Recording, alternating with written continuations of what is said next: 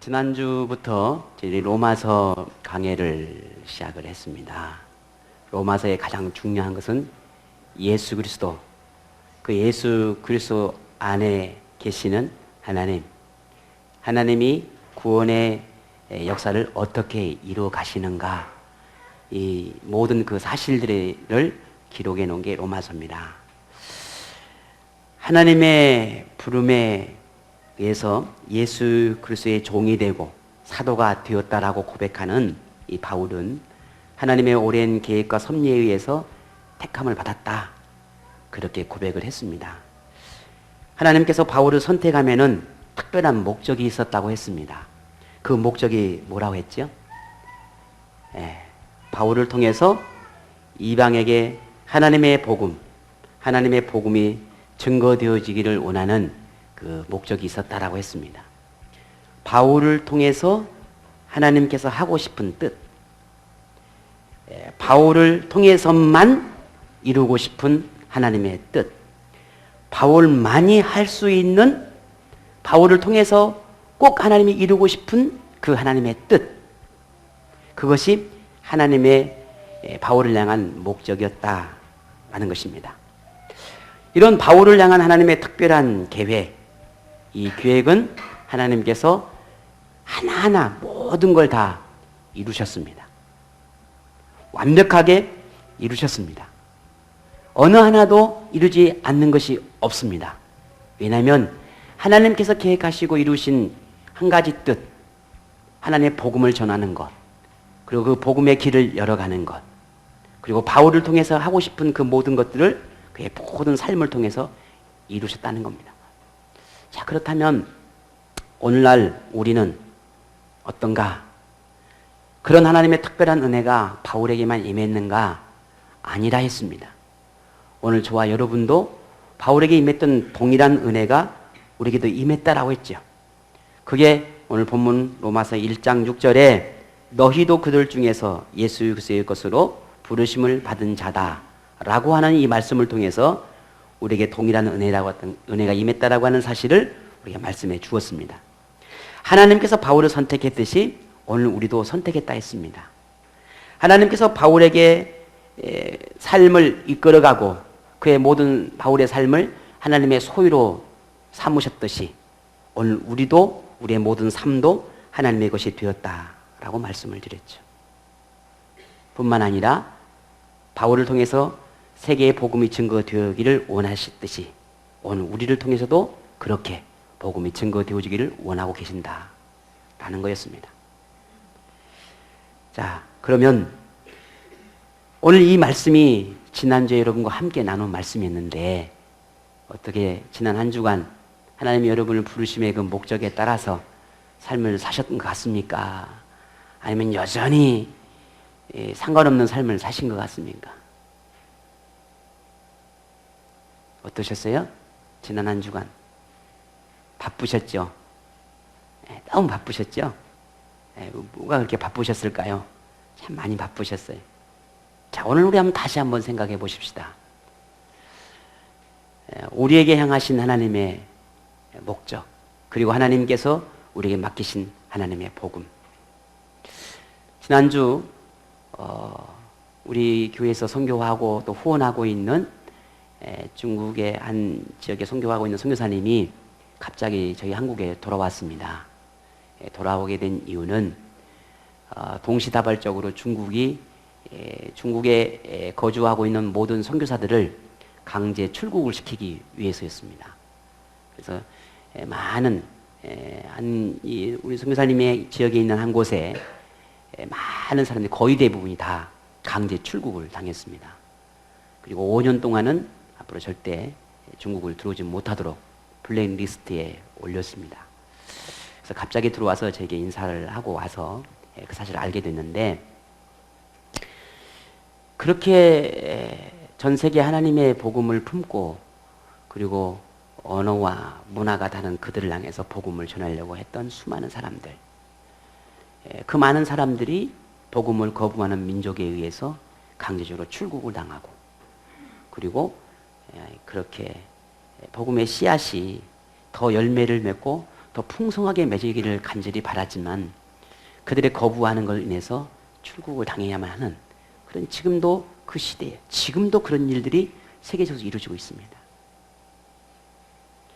오늘 우리는 이 가슴에 하나님께 주신 이 복음, 하나님의 이 복음을 우리는 품고 살아가고 있는데 우리는 이 가슴에 묻어둔 이 복음이 왜 그렇게 생명력을 있는 이 복음이 너무 자꾸만 생명력 우리 스스로가 잃어가게 하는 그런 좀 모습이 있지 않나 하는 생각을 해보게 됩니다.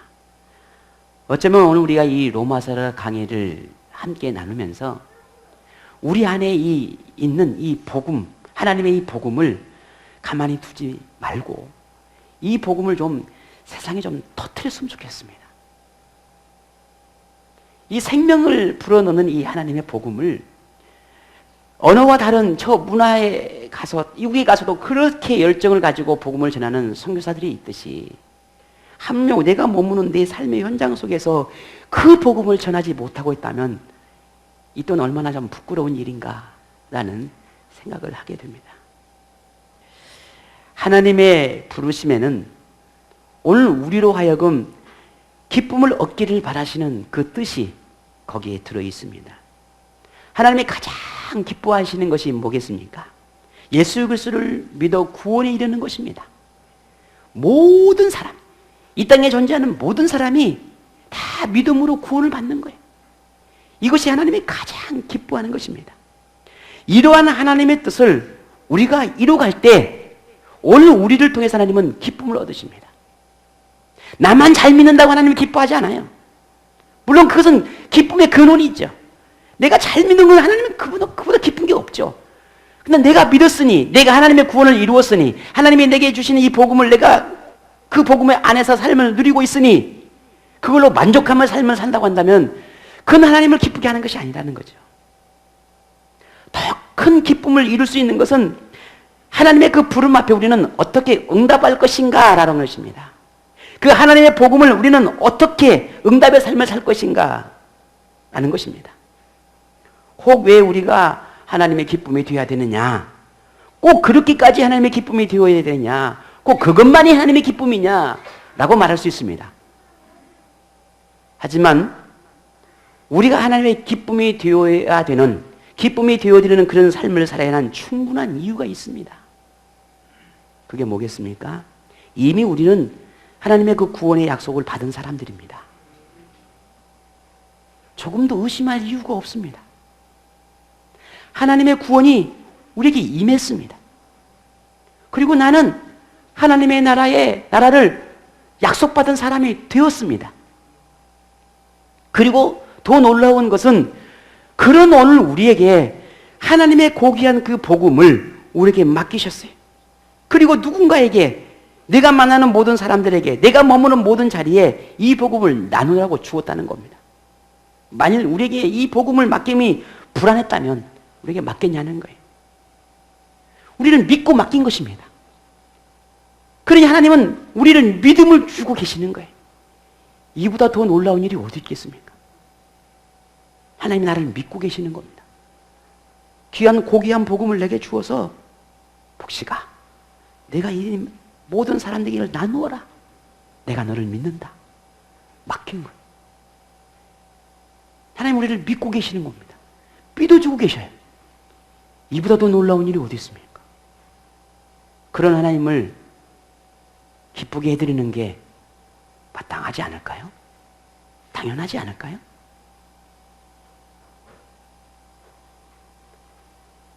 그러므로 내가 왜 하나님을 기쁘게 해야 되느냐, 어떻게 하나님을 기쁘게 해드리느냐 고민하고 방황하고 두려워하고 그냥 주저앉아만 있는 것이 아니라 일어나자는 겁니다.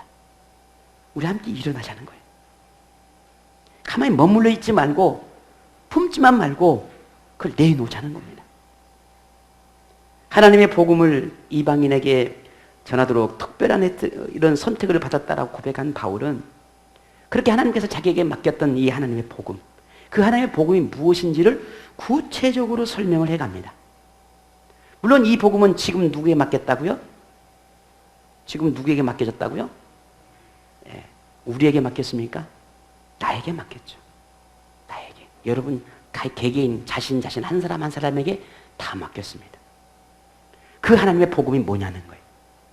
내가 그토록 소중히 여기야 할 하나님의 복음. 바울이 그토록 생명보다 더 소중히 여겼던 그 복음, 하나님의 복음. 자신의 생명을 아까워 여기지 않고 순교의 길을 가기까지 지켜내려고 했던 그 하나님의 복음. 예수 그리스도 이 땅에 오셔서 우리에게 주고 싶은 그 복음, 도대체 그 복음이 뭘까? 하나님의 복음이란 건 뭔가? 오늘 본문 2절에 먼저 말을 합니다.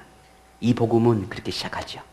하나님의 선지자를 통하여 그의 아들에게 관하여 성경에 미리 약속하신 것이라. 이것이 복음입니다. 뭐라고요? 하나님의 복음은 오래전부터 준비되어지고 예언된 약속의 말씀이었다라는 겁니다.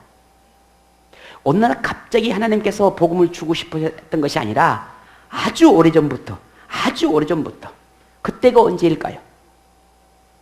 하나님께서 인간을 이 땅에 창조하시고 하나님 그들을 축복하셨습니다. 하지만 하나님은 그 인간들에게 믿고 맡겼던 그 모든 삶이 돌아온 것은 불순종이었어요. 하나님을 거역하는 것이었습니다. 생각하는 것, 마음 먹고 계획하는 그 모든 것들이 다 악하다 했습니다. 그런 그들을 향해 하나님은 구원의 계획을 세우셨습니다. 언제부터? 창세부터. 그 모든 기록이 창세기. 그런데 하나님은 그 구원할 계획만 이렇게 멋들어지게 세우는 것이 아니라 그 계획을 실행하셨습니다. 누구를 통해서? 선지자를 통해서. 그 선지자를 통해서 하나님께서 부르신 선지자를 통해서 어떻게 세상에 하나님의 뜻이 이루어져야 되는지를 하나하나 자세하게 그를 통해서 일하게 하셨어요. 그 놀라운 기록이 우리는 구약 성경에 많이 기록된 그 선지자들이에요. 우리는 하나님께서 하나님의 복음을 세상에 선포하셨던 그 놀라운 계획들을 어떻게 이루셨는지 자세히 확인할 수 있습니다. 그뿐입니까? 창세 이후에 하나님께 죄인들을 구원하시기 위해서 어떻게 일하셨는지를 역시 조목조목 우리는 그 증거를 말할 수 있습니다. 우리는 구원을 위한 하나님의 말씀이 거짓이 아니라고 하는 것을 증명할 수 있습니다. 그게 뭘까요? 어떻게 증명할 수 있습니까? 성경입니다. 그것이 성경입니다. 그 모든 하나님의 일하심, 구원을 위한 일하심, 하나님의 계획하시고 섭리하신 모든 걸 이루심, 그 모든 기록, 그 증거가 성경이라는 겁니다. 우리 손에 들려진 이 성경은 단순한 책이 아니죠. 성경은 하나님의 말씀이 기록된 거룩한 책입니다. 이 말은 여러분이 세례를 받을 때부터 들었던 이야기예요. 아니, 처음 교회를 나올 때부터 들었던 이야기입니다. 그럼 묻습니다. 그 사실 여러분 믿으십니까?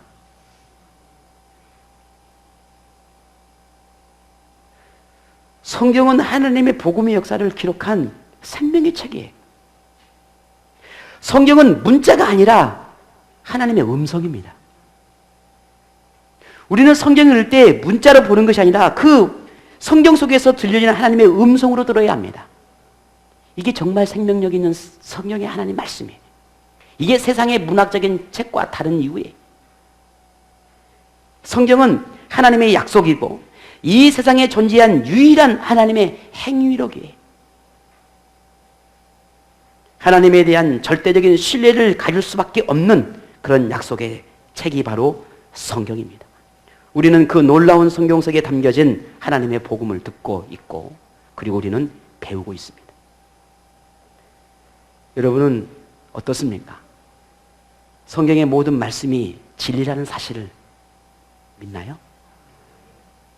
거짓이 아니고 꾸며낸 이야기가 아니고 그냥 지어낸 얘기가 아니라는 걸 여러분 정말 믿습니까?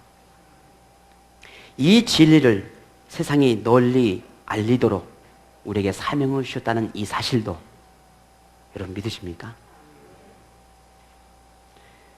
하나님께서 바울을 통해 기록하게 했던 이 로마서, 그 66권의 성경 가운데 이 로마서는 하나님의 복음에 대해 더욱 신뢰하게 하고 그리고 확신을 주며 뿐만 아니라 우리의 믿음이 얼마나 고귀한 것인가를 확신시켜주는 것이 오늘 이 로마서입니다. 뿐만 아니라 우리는 그 놀라운 복음으로 인해서 살아가는 하나님께 택함받은 사람이라는 것을 보여주고 있습니다. 자, 그렇다면 이제 그 복음을 들고 어떻게 해야 될까요? 너무 좋아. 가슴에 품고 막 너무 좋아서 기뻐하고 즐거워하고 혼자 춤을 추며 그럼 어떻게 해야 돼요? 병원 가야 돼요. 그러나 그것이 나를 춤추게 하고 나를 기쁘게 하고 나를 너무 즐겁게 하니 그게 가만히 있을 수가 없어요. 누군가를 붙잡고 누군가에게 말하지 않으면 견딜 수 없는 그 마음, 이게 복음입니다. 이게 하나님의 복음입니다. 하나님의 부름받은 종, 하나님의 선택받은 하나님의 사도, 오늘 저와 여러분이 바울의 그 삶을 함께 나누기를 원합니다. 바울은 그렇게 하나님의 복음이 어느 날 갑자기 주어진 것이 아니라 오래전부터 계획된 것이었다고 말씀을 드렸습니다. 그리고는 이어서 그 선제를 통해서 약속한 그 하나님의 복음이 무엇인지를 다시 말합니다. 근데 그 핵심이 뭐죠? 오늘 본문 2절에 보니까 그의 아들에 관하여는 것이다 라고 말했죠. 물론 그 아들이 누구인지는 우리는 잘 압니다. 누구죠? 예수 그리스도입니다. 자, 그렇다면 하나님께서 바울을 통해서 지금 우리를 통해서 세상에 전하고 싶어 하신 바로 그 아들 예수 그리스도에 대해서 무엇을 우리에게 알려주고 싶은 것인가? 무엇을 세상에 알게 하기를 원하시는 것인가? 3절이 말합니다. 그의 아들에 관하여 말하면 육신으로는 다윗의 혈통에서 나셨다라고 했습니다. 예수님의 출생에 대해서 말하기를 다윗의 자손으로부터 다윗의 자손에 태어났다. 다윗이 예수 그리스도의 조상이다라고 말하고 있는 거죠. 그런데 가만히 성경을 보게 되면 이 다윗의 혈통에서 나셨다라고 하는 그 말하기 이전에 뭐 어떤 표현이 나옵니까? 육신으로는 이라는 말이 덧붙여졌습니다. 자, 모든 성경은 단어 하나 그냥 허투루 기록된 것이 아니라고 말씀을 드렸습니다. 그런데 왜 하필이면 육신으로는 이라는 앞에 말씀을 붙여서 다윗의 혈통에서 나셨다라고 말씀을 하셨겠냐는 거예요. 오늘 이 육신으로는, 육적으로는 이라고 하는 이 말에는 분명한 하나님이 우리에게 알려주시고 하는 비밀이 거기에 숨겨져 있는 것입니다. 그게 뭘까? 바울은 본문 말고 다른 로마서 8장 3절에 이렇게 표현해놨습니다. 죄로 말미암아 자기 아들을 죄 있는 육신의 모양으로 보내었다 라고 말합니다. 또 9장 3절에 보면 이렇게 말합니다.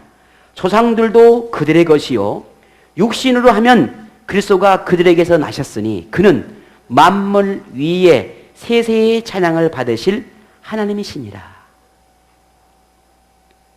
오늘 이 말씀을 통해서 우리가 알 수 있는 것은 예수님은 이 땅에 육신으로 나시기 전부터 존재하셨던 분이고 예수님은 하나님이셨다 하는 겁니다.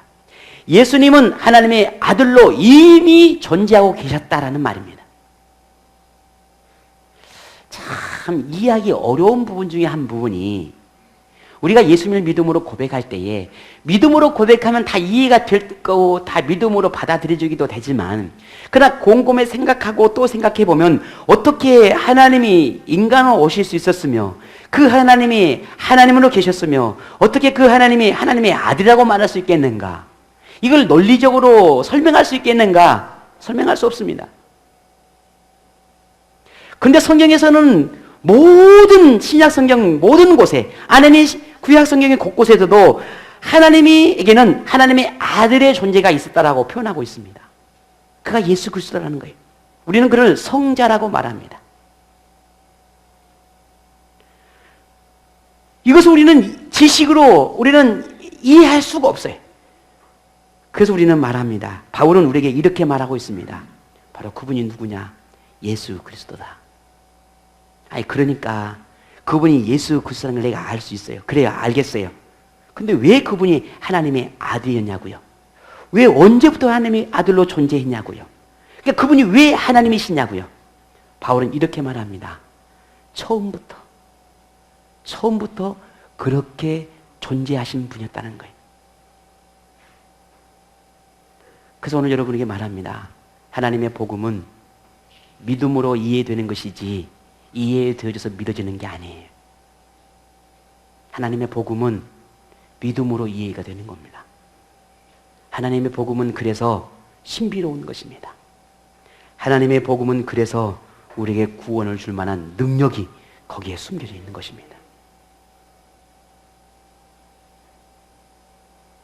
하나님은 그렇게 죄악을 행하는 인간들을 위해서 예수님을 인간의 몸으로 보내셨습니다.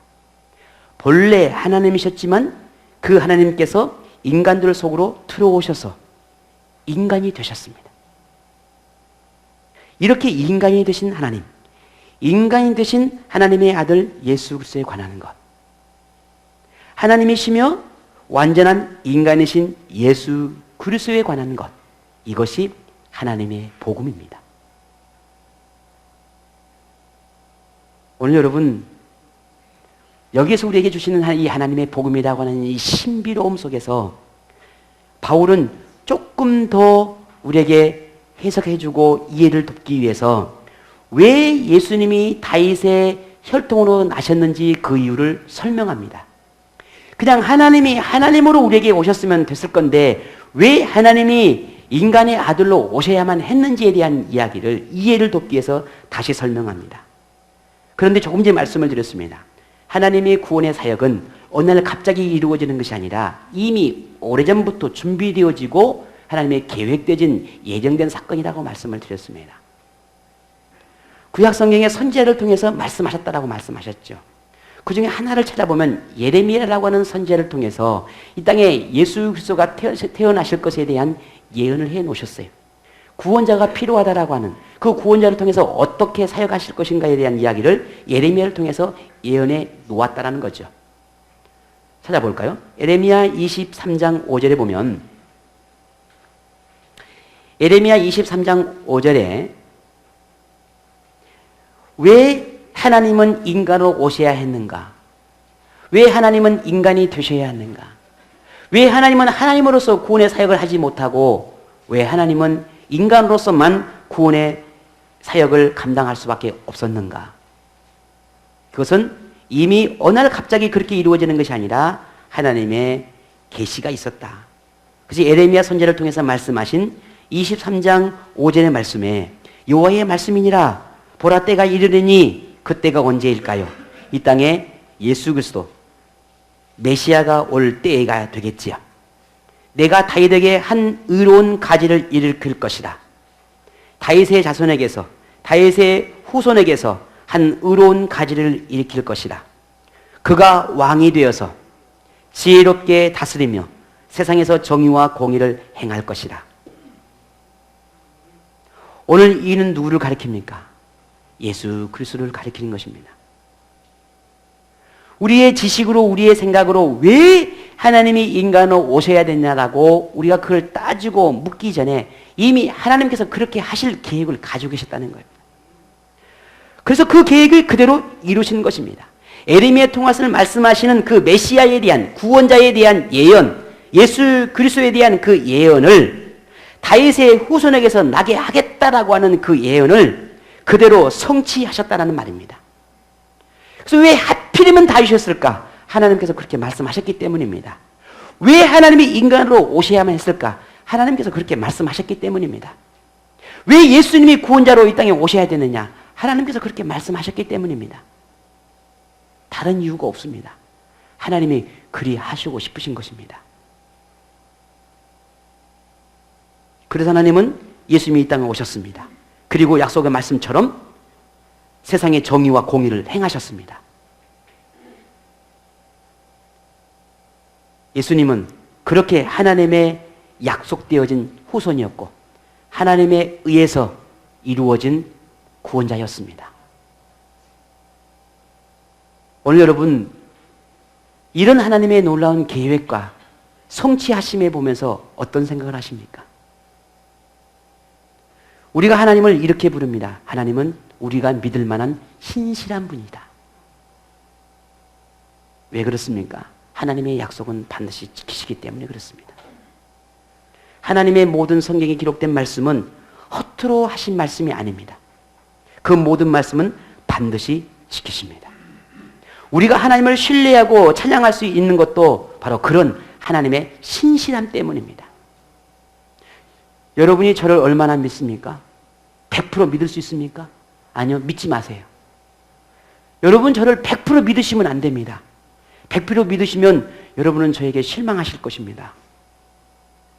이거 오늘부터 이제 다 의심의 눈초리로 저를 보실런지는 모르겠습니다만 어찌됐든 그러나 저는 여러분에게 믿을 만한 그런 존재가 될 수 없습니다. 왜냐하면 언젠가는 여러분에게 실망을 드릴 수 있는 그런 사람이 될 수 있기 때문에 그렇습니다. 언젠가는 여러분에게 상처가 될 수도 있고 아픔을 줄 수 있는 사람입니다. 저는 믿을 만한 사람이 못 됩니다. 여러분은 저에게 믿을 만한 분들인가요? 어떻습니까? 여러분은 저에게 믿을 만한 분들인가요? 역시 저는 여러분을 믿을 수가 없습니다. 미안합니다. 여러분 너무 상처받지 마세요. 너무 실망하지 마세요. 저는 여러분을 믿을 수가 없습니다. 왜? 저나 여러분이나 똑같습니다. 자, 옆에 분 믿을 만한 분인가요? 믿지 마세요. 옆에 계시면 믿으시면 안 됩니다. 그러나 우리는 옆에 계시면 믿을 수는 없지만 우리가 할 수 있는 거 하나가 있습니다. 사랑하면 됩니다. 저는 여러분을 사랑할 거고요. 여러분도 저를 미안합니다. 내가 괜한 걸 물었어요. 저는 여러분을 사랑할 겁니다. 여러분도 저를 사랑하시겠죠. 옆에 계신 분도 믿을 수는 없지만 그러나 사랑하면 됩니다. 사랑하면 믿을 수 없든 상처를 받든 그건 중요하지 않습니다. 사랑하면 됩니다. 그러나 우리가 믿을 수 있는 유일한 존재는 하나님입니다. 진정으로 우리 온 마음을 다해 사랑할 수 있는 존재도 역시 하나님입니다. 왜 그렇습니까? 하나님은 신실한 분이기 때문에 그렇습니다. 구원을 위한 계획뿐이 아니라 여러분의 각자 개개인을 향한 모든 인생의 계획도 신실하게 행하고 계신 분이 하나님이십니다. 하나님은 이미 우리의 인생의 계획을 설계하셨고 그리고 현재 이끌어가고 계십니다. 여러분 내일에 대한 두려움, 내일에 대한 염려가 있습니까? 오늘 우리를 향한 하나님의 인생 설계자이신 이 하나님의 신실하심을 믿고 맡기며 순종하며 따라가는 오늘 저희들이 되기를 원합니다. 그러면 하나님께서 해결해 주실 것입니다. 이 땅의 모든 인류를 향한 구원의 계획도 이루셨는데 하다못해 우리 한 사람의 미미한 오늘 우리를 향한 인생 계획을 이루시지 않겠습니까?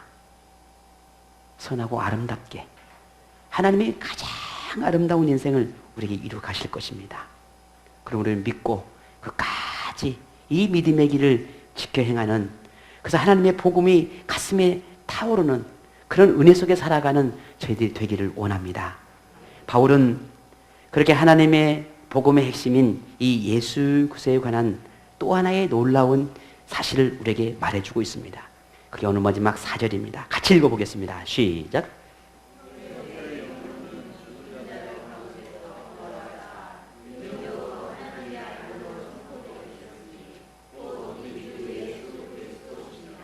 아멘. 당시 유대인들에게 메시아에 대한 기대감은 로마로부터 받는 그 모든 압제로부터 해방되고 새 예루살렘을 지상에서 건설해서 그 지도자를 통해 메시아를 통해서 백성들이 영원히 다스림을 받는 것이었습니다. 그런데 이런 메시아 사상에 대한 많은 잘못되고 오해가 있었죠. 그래서 이 유대인들에게는 메시아가 이 땅에 오면 그 메시아는 죽지 않아야 합니다. 그 메시아는 나약해서도 안 됩니다. 그 메시아는 사람들에게 무시당해서도 안 됩니다.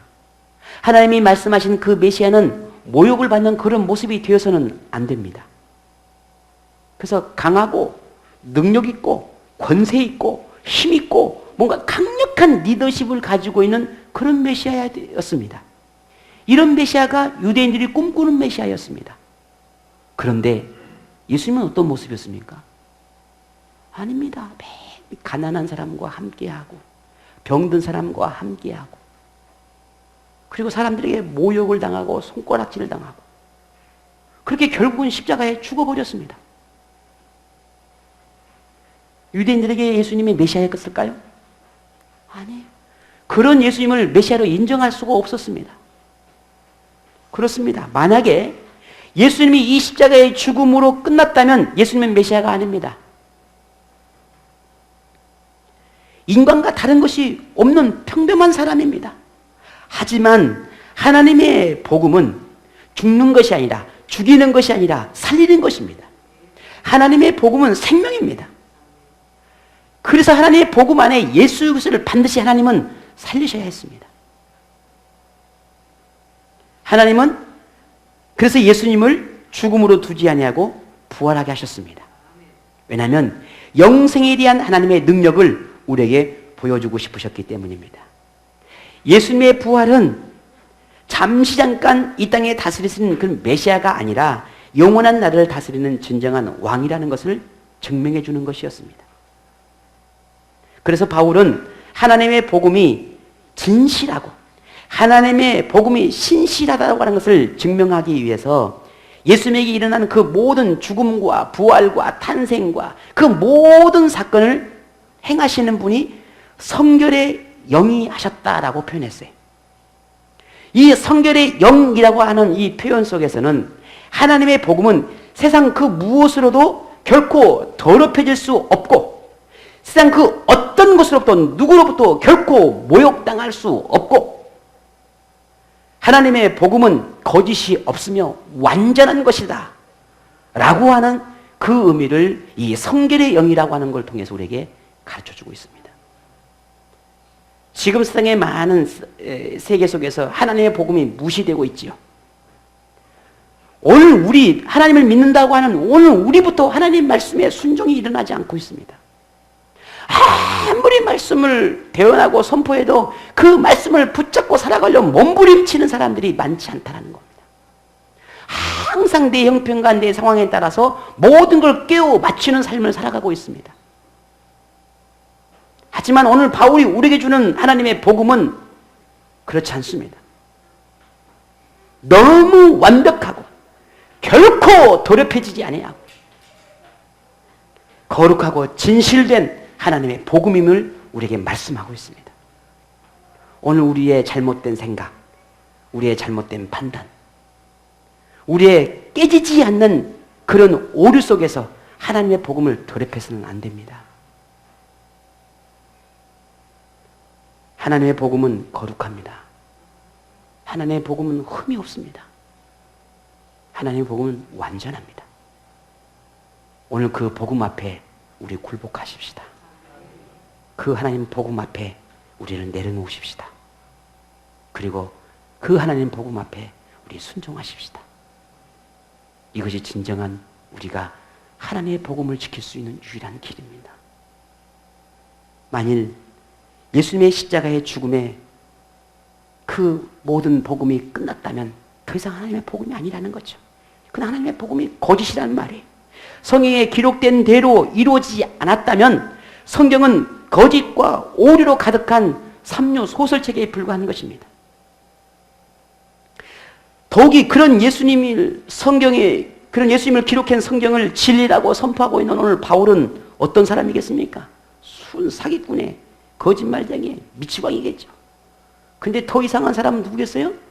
그 성경을 믿고 있는 오늘 우리가 되겠죠. 우리는 어떤 사람이겠습니까?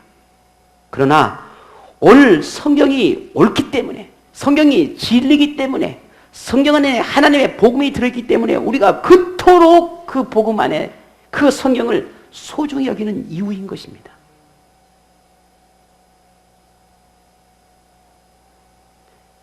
만일 오늘 우리가 그 성경의 모든 약속이 지켜지지 않았다면 오늘 저와 여러분은 이 성경을 버려도 좋습니다.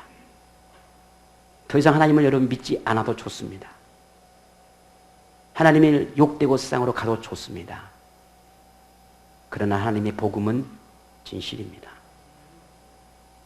하나님의 복음은 완전합니다. 하나님의 복음은 우리를 구원에 이르기에 충분합니다. 그래서 바울은 오늘 우리에게 그토록 그 하나님의 복음을 우리에게 말하고 싶은 것입니다. 그리고 전하라고 말하고 있는 것입니다.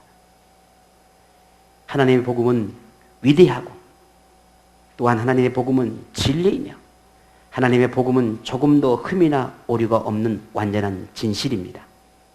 하나님의 복음에는 하나님이 되시고 하나님이 하나님이심을 드러내 보이는 것을 담고 있습니다. 하나님이 인간이 되심을 말하고 있는 게 하나님의 복음입니다. 하나님의 복음은 죄인을 향한 하나님의 뜻과 예수 그리스도로 인하여 인류에게 기쁨과 희망을 주고 싶은 그 생명이 담겨져 있는 것입니다. 하나님은 우리에게 그러한 하나님의 복음이 임하도록 성결의 영으로 역사하셨습니다. 그래서 우리가 거룩함을 추구하고 순결함을 추구하고 온전함을 추구하는 그런 인생이 되어짐이 이 성결의 영이 우리에게 임했기 때문입니다. 죄악으로 더럽혀진 우리에게 이 거룩한 영을 부어주셨기 때문에 우리는 하나님을 향해서 찬양하고 예배하는 삶을 살게 된 것입니다. 날마다 이 거룩한 영으로 죄의 유혹에 빠지지 않도록 우리를 지도하고 계십니다. 그렇게 하나님이 우리를 붙잡고 그렇게 성결의 영이 우리를 붙잡는 이유는 하나입니다. 그게 뭐겠습니까? 그저 우리가 복음 안에 살기를 바라는 것뿐이에요. 그저 하나님의 복음을 붙잡고 살아가는 그 이유 하나입니다. 그래서 우리를 붙잡고 살아가는 거예요. 그래서 우리를 그토록 인도해 가는 것입니다. 그토록 죄에 빠지지 않도록 붙잡는 이유인 것입니다.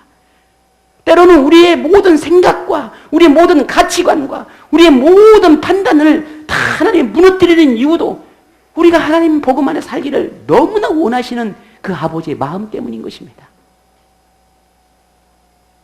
하나님은 지금 우리를 향해서 뭐라고 말씀하고 계시겠습니까? 오늘 저와 여러분을 향해서 하나님은 뭐라고 말씀하고 계시겠습니까? 하나님의 복음 여러분 가슴에 있지요? 하나님의 은혜 우리 안에 있지요? 자, 그렇다면 우리는 어떻게 해야 될까요? 하나님은 지금 온 세계 속에서 하나님께서 부르신 종들을 통해서 하나님의 복음을 선포하고 있습니다. 그리고 지금 오늘 저와 여러분을 통해서 그 일이 시작되었습니다. 시작하려고 하는 것이 아니라 이미 시작되었습니다. 하나님의 복음은 세상을 구원한 능력이 있습니다. 그 능력이 우리에게 임했고 이제는 우리를 통해 세상으로 흘러가기를 바라고 계십니다. 우리에게 들어온 하나님의 복음을 더 이상 흘러내보내지 않고 멈춰버린다면 우리는 진정으로 하나님의 복음을 품고 있는 사람이라 말할 수 있을까? 그러지 않을 겁니다. 자, 이제 좀 열어줍시다. 가슴을 좀 여십시다. 가슴을 좀 열어서 하나님의 복음이 흘러나가도록 여러분을 통해서 더 아름답게, 더 귀하게, 더 소중하게 하나님의 복음이 세상으로 흘러가도록 그렇게 여러분의 통로가 되기를 원합니다. 우리는 예수님이 하나님께서 우리에게 보내신 구원자이심을 분명히 믿습니다. 우리는 예수님이 하나님의 아들 되심을 믿습니다. 여러분 믿으십니까? 우리는 예수님이 십자가에 죽으시고 부활하심을 믿습니다. 우리는 예수님으로 인해 구원에 이르게 되었다는 사실을 믿습니다. 우리는 영원한 나라에 들어갈 영원한 생명을 얻었다는 사실을 우리는 믿습니다. 우리는 지금도 이 땅에 하나님의 복음이 필요하다는 것과 그리고 그곳으로 우리를 보내고 계시겠다고 하는 사실을 우리는 믿습니다. 우리에게는 하나님의 복음이 있습니다. 이 복음이 우리만의 복음이 되지 않도록 하나님의 복음이 살아 숨쉬는 복음이 되도록 하나님의 복음이 우리의 죄악된 마음에 갇혀지지 않도록 하나님의 복음이 더 하나님 복음답게 세상으로 흘러가도록 오늘 저와 여러분이 주님 오실 때까지 이 하나님의 복음을 자랑하며 살아가는 이 시대의 선지자로, 사도로, 선교자로 삶을 살아가는 저와 여러분이 되기를 원합니다. 멀리 나가서 복음을 전할 수는 없다 할지라도 내가 머무는 자리에서 예수 그리스도를 말할 수 있다면 이보다 더 큰 아름다운 일이 어디 있겠습니까? 오늘 지난주에 저는 여러분에게 작정을 하고 또 하나님 앞에 기도하자고 말씀을 드렸습니다. 자, 오늘 다시 여러분에게 묻습니다. 어떻습니까? 누구에게 복음을 전하며 내 가슴에 하나님께 주신 이 하나님의 복음을 누구에게 말하고 싶습니까? 바울이 그토록 우리에게 알려주고 싶었던 예수 그리스도, 그분의 십자가의 죽음과 부활, 그것을 누구에게 알리고 싶습니까? 기억하시겠습니까? 기억나십니까? 오늘 이 시간 함께 기도하기 원합니다.